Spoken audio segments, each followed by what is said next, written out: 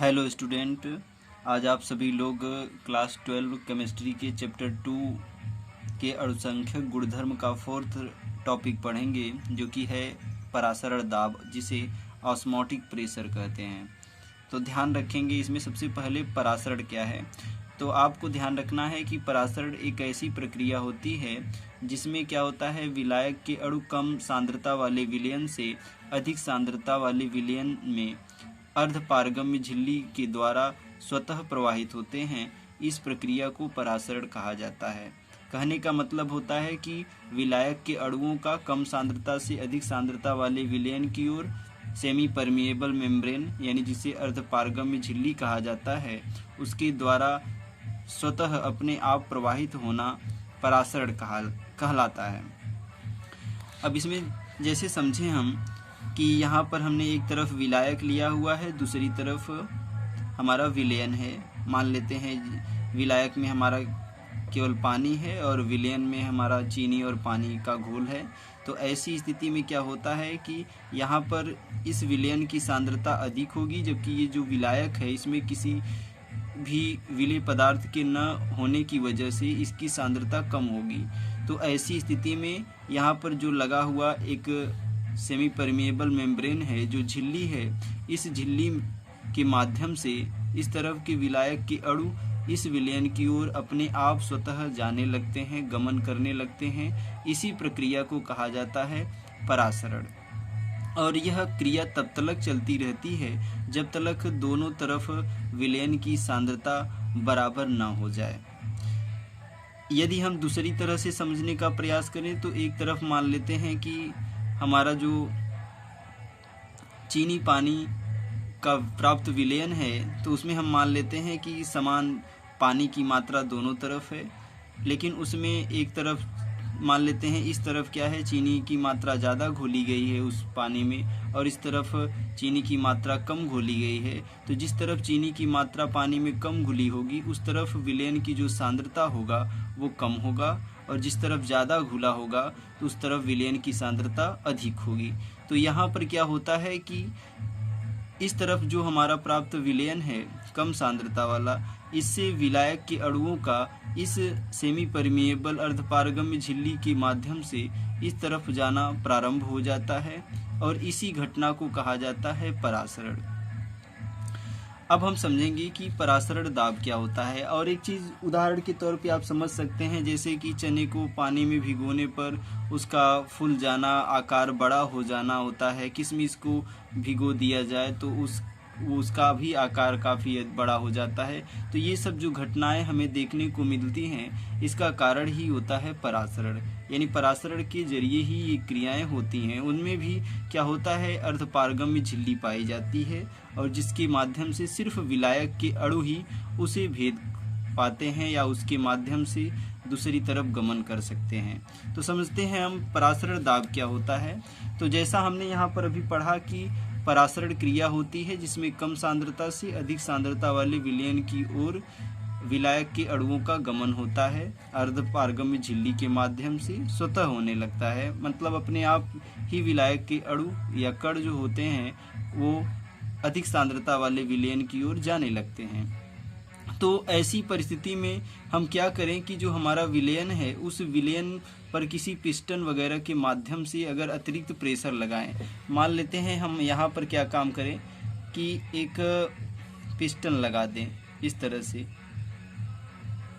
एक पिस्टन लगा दें यहाँ पर। तो इस पिस्टन की लगाने पर क्या होता है, और इस पर ऊपर से प्रेशर लगाएं। तो प्रेशर लगाने पर क्या होगा कि इस तरफ के जो विलायक के अणु हैं वो जो इस तरफ विलयन में आ रहे हैं उनका आना बंद हो जाए।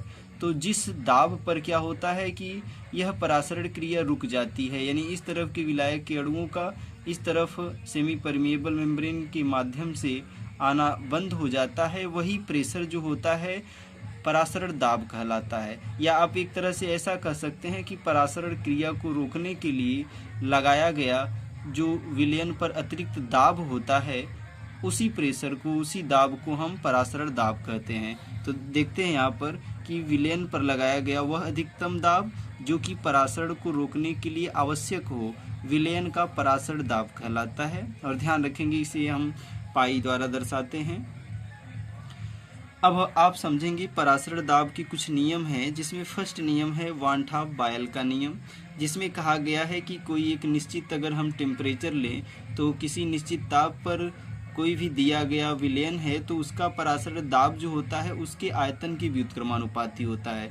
यानी अगर हम दो विलयन लें तो दोनों विलयनों में क्या होता है कि अगर उनका टेम्परेचर सेम कर दें और साथ ही साथ उसमें हम क्या करें कि एक विलयन का आयतन अधिक कर दें, एक विलयन का आयतन कम कर दें, तो जिस विलयन का आयतन अधिक होगा उसका पराशर दाब कम होता है और जिस विलयन का आयतन कम होगा उसका पराशर दाब ज़्यादा होगा। यानी लिखते हैं पाई प्रोपोर्शनल 1/v, यानी आयतन अधिक होने पर पराशर दाब कम होगा और आयतन कम होने पर पराशर दाब अधिक होगा। तो हम इसे लिख सकते हैं पाई बराबर k 1/v, जहाँ पर हम k जो है कांस्टेंट वैल्यू है, तो हम इसे पाई v बराबर k भी लिख सकते हैं। अब देखते हैं इसका एक सेकंड नियम है जो कि है वान हाफ दाब ताप नियम, या इसे हम कहते हैं वान हाफ चार्ल्स का नियम। तो देखते हैं यह नियम क्या कहता है। देखिए, इस नियम के अनुसार स्थिर आयतन के तन विलयन का जो पराशर दाब है उसके परम ताप के समानुपाती होता है। यानी इसमें क्या है कि कांस्टेंट हमारा आयतन रहने वाला है, तो जब स्थिर आयतन रहेगा तो इस दौरान जो पराशर दाब होता है उसके ताप के समानुपाती होगा। ध्यान रखेंगे यहाँ पर उसके ताप के समानुपाती होता है, ध्यान रखना है, उसके ताप के समानुपाती होता है। यानी लिखेंगे पाई प्रोपोर्शनल टी, तो पाई बराबर हो जाएगा के टी। जैसा आप जानते हैं कि एक कांस्टेंट है तो पाई अपान टी बराबर के भी हम इसे लिख सकते हैं। ये वान हाफ चार्ल्स का नियम है जो कि पराशर दाब का सेकंड नियम है, जिसमें कहा जाता है कि स्थिर आयतन के लिए जो तन विलयन का पराशर दाब है उसके ताप के समानुपाती होता है, यानी पाई प्रोपोर्शनल टी। यानी ताप अधिक होगा तो पराशर दाब भी अधिक होगा और अगर ताप कम होगा तो पराशर दाब भी कम होगा। अब हम ध्यान रखते हैं कि इन दोनों नियमों वान हाफ बायल का नियम और जो वान हाफ चार्ल्स का नियम है, इन दोनों नियमों के अनुसार एक हम समीकरण प्राप्त करते हैं जो कि इस तरह से है। फर्स्ट हम पढ़े हैं वान हाफ बायल का नियम जिसमें पाई प्रोपोर्शनल 1/v है। सेकेंड है वान हाफ चार्ल्स का नियम जिनके अनुसार पाई प्रोपोर्शनल टी होता है। अब इन दोनों नियमों को अगर एक साथ संयुक्त कर दिया जाए तो हमें प्राप्त होगा पाई प्रोपोर्शनल t/v। तो फिर हम यहाँ से पाई बराबर प्रोपोर्शनल को हटाते हैं तो एक कांस्टेंट आता है जो कि गैस स्थिरांक है जिसे r मानते हैं, तो r t/ क्या हो जाएगा v। अब हम यहाँ से अगर v को इस तरफ ले जाएं तो पाई v बराबर हो जाएगा RT। अगर हम इस फार्मूले को n मोलों की संख्या के लिए अपनाएं तो इसे हम लिख सकते हैं पाई v बराबर nRT। साथ ही साथ हम यहाँ पर क्या करने वाले हैं कि अगर हम v को इस तरफ से यहाँ पर ले जाएं तो इसे लिखा जा सकता है पाई बराबर n/v RT होता है। अब हम पहले भी पढ़ चुके हैं कि मोलर सांद्रता जो होती है, मोलर सांद्रता यानी मोलरता जो होती है वह विलेय के मोलों की संख्या और उसके आयतन का अनुपात होता है। तो इस तरह से हम n/v बराबर लिख लेते हैं c, यानी मोलर सांद्रता बराबर होता है मोलों की संख्या बटे आयतन। तो n/v की जगह हम लिख लेंगे c, तो हो जाएगा हमारा पाई बराबर CRT। अब साथ ही साथ हम इसे एक बार फिर से कन्वर्ट कर देते हैं, चूँकि आगे लिख चुके हैं c बराबर n/v, तो उसे एक बार पुनः लिख लेते हैं n/v बराबर RT।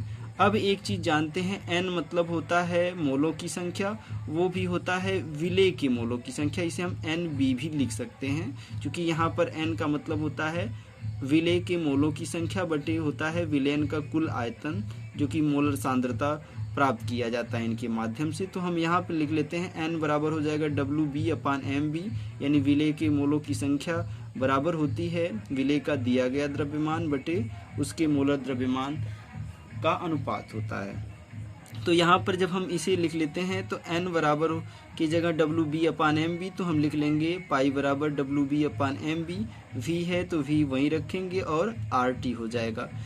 इसे फिर हम इस तरह से कन्वर्ट कर सकते हैं, अगर हम यहाँ से MB को इस तरफ ले जाएं यानी मोलर द्रव्यमान के पद में लिखना चाहें इस तरह से, तो एम बी बराबर हो जाएगा डब्लू बी आर टी अपान हो जाएगा पाई वी।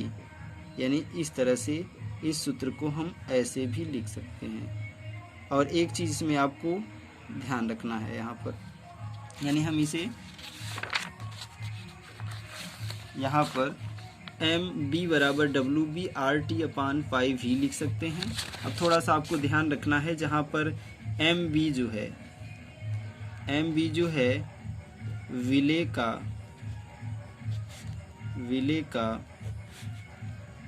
मोलर द्रव्यमान है, मोलर द्रव्यमान। डब्लू बी जो होता है विलेय का द्रव्यमान होता है, विलेय का द्रव्यमान,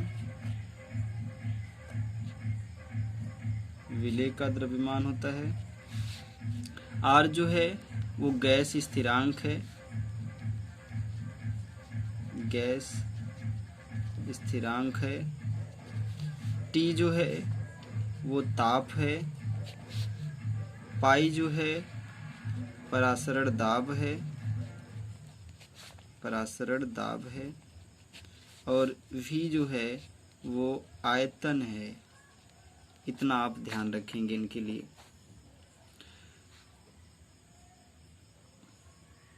धन्यवाद।